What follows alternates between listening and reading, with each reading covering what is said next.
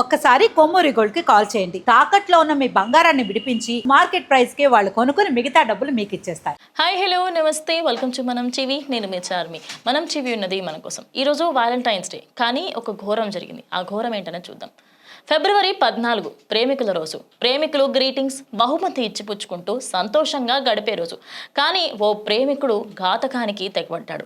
ప్రియురాలిని అత్యంత క్రూరంగా, అత్యంత దారుణంగా హత్య చేశారు. ఈ ఘటన మధ్యప్రదేశ్లోని భోపాల్లో జరిగింది. అసలు ఏం జరిగింది ఏంటి అనేది తెలుసుకుందాం.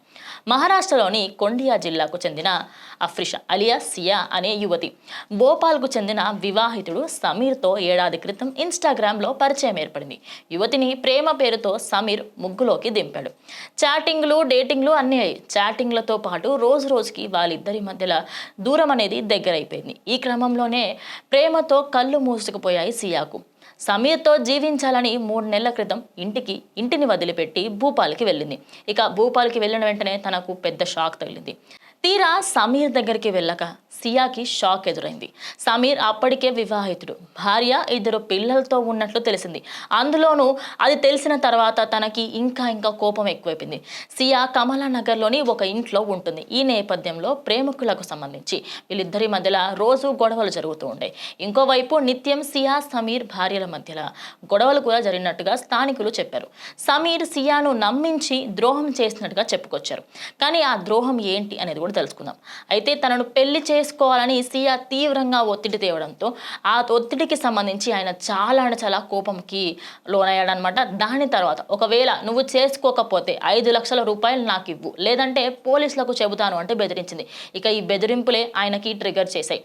ఈ గందరగోళం జరుగుతున్న క్రమంలోనే సమీర్ భార్య జబల్పూర్లోని తన తల్లిదండ్రుల ఇంటికి వెళ్ళిపోవడంతో, ఇక భార్య పుట్టింటికి వెళ్ళిపోయాక సమీర్లోని ఆగ్రహం కట్టలు తెంచుకుంది. ఆ ఆగ్రహం కాస్త ఎక్కువైపోయి ఈ టైంలో ఆయన ఏం చెయ్యాలి ఏంటని ఆలోచిస్తూ సోమవారం సాయంత్రం సియా, సమీర్ మధ్యలో ఒక గొడవ జరిగింది. ఇక ఆయన ఆల్రెడీ కోపంలో ఉన్నాడు. ఈ గొడవ ఇంకా తీవ్రంగా పెరిగి అది వాగ్వాదం కాస్త ఇంకా పెరిగిపోయి కోపంలో ఉన్న సమీర్ తన కుటుంబ సభ్యులతో కలిసి సియా గొంతు కోసి చంపేశాడు. అనంతరం మృతదేహాన్ని ఒక ఇనుప పెట్టెలో పెట్టి మంగళవారం అర్ధరాత్రి అదే దగ్గరలో ఉన్న ఒక సెప్టిక్ ట్యాంక్లో పడేయడం జరిగింది. ఇక ఖాళీ స్థలంలో అక్కడ ఉండే ఒక సెప్టిక్ ట్యాంక్లో పడేయడంతో గురువారం రోజు దుర్వాసన వస్తుందని స్థానికులు పోలీసులకు కంప్లైంట్ ఇచ్చారు. ఇక పోలీసులు వెంటనే అక్కడికి వచ్చి చూడగా కుళ్ళిపోయిన మహిళ మృతదేహం అయితే స్వాధీనం చేసుకున్నారు. పోస్ట్ మార్టంకి అయితే ప్రజెంట్ తరలించడం జరిగింది. కేసు నమోదు చేసుకున్న పోలీసులు పచ్చబొట్టు ఆధారంగా, మీరు విన్నది కరెక్టే, పచ్చబొట్టు ఆధారంగా 24 గంటలో కేసు మిస్టరీని అయితే ఛేదించినట్టుగా తెలుస్తోంది.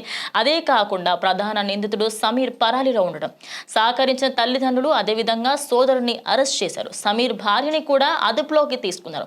మిగతా కుటుంబ సభ్యులకు కూడా ఈ హత్య గురించి తెలిసి ఉంటుంది అని అంచనాలు వేస్తున్నారు. ఇదిలా ఉంటే అటు పోలీసుల దర్యాప్తులో విస్తుపోయే నిజాలు బయటకు వచ్చాయి. ఆ విషయాలు ఏంటంటే, సియాకు గతంలోనే మహారాష్ట్ర, అదేవిధంగా రాజస్థాన్లో 3 సార్లు వివాహమైంది. ఆ 3 సార్లు వివాహానికి సంబంధించి కూడా ప్రస్తుతం పోలీసులు తనపైన కూడా కేసు నమోదు చేసి దర్యాప్తు అయితే కొనసాగిస్తున్నారు. ఈ దర్యాప్తులో ఇంకా చాలా ట్విస్టులు అయితే రాబోతున్నాయి. అంటే ప్రేమికుల రోజు అందరూ కూడా హ్యాపీ వ్యాలంటైన్స్ డే అని చెప్పుకుంటారు, కానీ వీళ్ళు హ్యాపీ డెత్ డే అని చెప్పుకున్నారు. మరి ఇలాంటి ఘటనలు చాలా ఎక్కువ అయిపోతున్నాయి. ఇలాంటి ఘటనలు ఎక్కువ అవ్వడంతో ప్రజెంట్ ఎవరిని నమ్మాలి, ఎవరిని నమ్మకూడదు అనే స్టేజ్కి అయితే అందరూ రావడం జరిగింది. మరి ఈ ఘటనకి సంబంధించి ఓవరాల్గా ఇటు భోపాల్లో జరిగిన ఈ ఇన్సిడెంట్ తర్వాత చాలామంది ఏంటంటే అసలు ఎవరిని నమ్మాలా వద్దా అనే స్టేజ్కి వచ్చారు. ఎందుకంటే ఒక సెప్టిక్ ట్యాంక్లో పడేశారు, కానీ అసలు ఎవరికి తెలియదేమో అని అనుకున్నారు. మరి భార్యకి సంబంధించి కూడా తన భార్యను కూడా అదుపులోకి తీసుకున్నారు. ఎందుకంటే తాను వెళ్ళిపోవడం, తనకి సంబంధించి నీకు ముందేమైనా తెలుసుంటే ఎందుకు నువ్వు బయటకు రాలేదు, పోలీసులకు ఎందుకు చెప్పలేదు అని కూడా ఇప్పుడు తన పైన కూడా దర్యాప్తు కొనసాగిస్తున్నారు. ఇలా ఒక వ్యాలంటైన్స్ డే రోజు ఒక మిస్టరీ బయటకు రావడము, ఆ అమ్మాయికి సంబంధించి తను ఇంకా ప్రాణాలతో లేదు అని తెలవడంతో చాలామంది అయితే బాధపడతారు. మరి అలా అని చెప్పి ఇటు తిను కూడా ఏమన్నా మంచి వ్యక్తి, లేకపోతే తినేమైనా అసలు ఎలాంటి హిస్టరీ లేని వ్యక్తి? తినకు ఆల్రెడీ రాజస్థాన్లో, అదేవిధంగా మహారాష్ట్రలో తను ఉన్నప్పుడు పెళ్లి కూడా అయిందట, వివాహం అయింది, కానీ విడాకులు అయిందా కాలేదా? ఈ స్టోరీ అనేది చాలా మిస్టరీగా కొనసాగుతుంది. మరి ప్రజెంట్ అయితే దర్యాప్తు కొనసాగిస్తున్నారు. ఈ దర్యాప్తులో ఖచ్చితంగా నిజాలు ఏంటనేది తెలియాలి. తెలియకపోతే ఖచ్చితంగా ఇలాంటి కేసెస్ ఎక్కువ అవుతాయి. ఇక పోలీసులు అయితే దర్యాప్తుని ముమ్మరం చేయడం జరిగింది.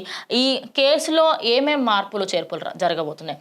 ఇంకోటి, ప్రేమించుకున్నారు, అదే విధంగా పెళ్లి చేసుకుంటున్నారు అంటే ఒక్కసారి మీరు ఇన్స్టాగ్రామ్, ఈ ఫేస్బుక్లలో పరిచయం అయ్యే ప్రతి ఒక్కరికి సంబంధించి ఒక్కసారి వాళ్ళు ఎవరు, ఏంటి, వాళ్ళకి సంబంధించి పెళ్ళి అయిందా కాలేదా అడిగే ప్రయత్నం చేయండి. అబ్బాయి చూడడానికి బాగున్నాడు కదా, అమ్మాయి చూడడానికి బాగుంది కదా, సరే లైన్ వేద్దాము అనే ఉద్దేశాలు పెట్టుకోవడం వల్లనే ఇలాంటి కేసులు ఎక్కువ అవుతున్నాయి అని చెప్పేసి ప్రజెంట్ పోలీసులు కూడా బయటకు చెప్తున్నారు. మరి ఇన్ని జరుగుతున్నాయి, ఇప్పటికీ కూడా చాలా మందికి ఇంకా సిగ్గు రావట్లేదు. ఆ రాకపోవడానికి గల మెయిన్ రీజన్ ఏంటి అంటే సరే పోతే పోయింది అనే ఉద్దేశంలో ఉన్నారు. ఎందుకు ఇంత దారుణాలకి ఒడిగడుతున్నారు?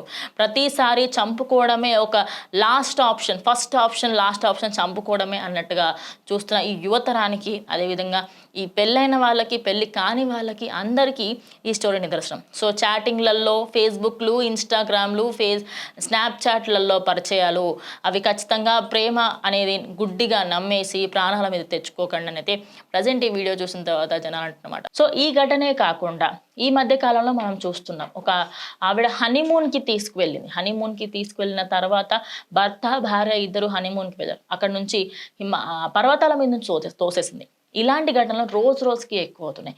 అలా ఇవన్నీ పెరగకుండా ఉండాలి అంటే మీరు ఎవరితో పరిచయాలు పెంచుకుంటున్నారు, ఆ వ్యక్తి కరెక్టా కాదా, ఆ వ్యక్తికి సంబంధించి మీరు చూసుకోవాల్సిన విషయాలు ఏమిటి, మరి ఆయనకు పెళ్ళి అయిందా కాలేదా, పెళ్ళి అయితే ఎప్పుడైంది, మరి డివోర్స్ అయ్యాయా అవ్వలేదా, విడాకులు తీసుకోకుండానే ఇంకో మహిళ దగ్గరికి వస్తున్నారు, ఇలాంటి వాళ్ళపైన ఖచ్చితంగా కఠిన చర్యలు తీసుకోవాలి. మరి ఈ అమ్మాయి ఎవరైతే ఉందో మహారాష్ట్రలో, అదేవిధంగా రాజస్థాన్, ఈ 2 ప్లేసెస్లో ముందు కూడా ఉంది, ఇప్పుడు భోపాల్లో ఉంటుంది.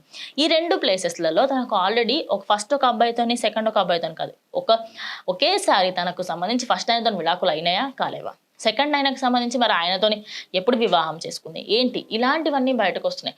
అంటే ఒక వ్యక్తికి సంబంధించి పాస్ట్ తెలుసుకోకుండా ఆయన దగ్గరికి వెళ్ళి మాట్లాడడమే కానీ, లేకపోతే వాళ్ళతోని వివాహితర సంబంధాలు మెయింటైన్ చేయడమే కానీ కరెక్ట్ కాదు. ఇంకోటి, హత్యలు చేయడము, అదేవిధంగా పోలీసులకు దొరకకుండా ఆధారాలని మేము అటు ధ్వంసం చేసేసాము, అదే కాకుండా మేము పక్కకు పెట్టేసాము అనుకుంటే మాత్రం ఖచ్చితంగా తప్పు. నిజం ఏ రోజుకైనా ఖచ్చితంగా బయటకు వస్తుంది.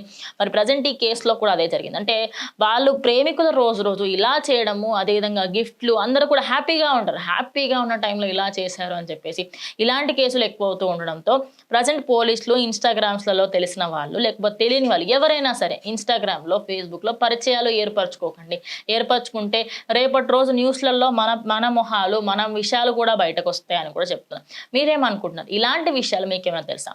మీ చుట్టుప్రక్కల ఎవరైనా ఫేస్బుక్ పరిచయాలతోని, అంటే అందరు ఇలానే ఉన్నారంటే కాదు, నాకు తెలిసిన దాఖలాలలో కొంతమంది ఫేస్బుక్ పరిచయాల వల్ల పెళ్ళిళ్ళ వరకు వెళ్ళిన వాళ్ళు, కానీ వాళ్ళు మంచోళ్ళు.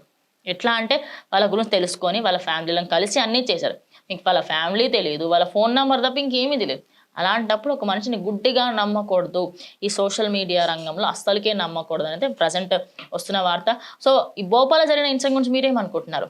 మీకు తెలిసిన వాళ్ళకి ఎప్పుడైనా ఇలా జరిగిందా? ఖచ్చితంగా కమెంట్ చేయండి. ఇది వాళ్ళ వీడియో, ఇంకో వీడియోతో మళ్ళీ కలుస్తాం. స్టే ట్యూన్ టు మనం టీవీ.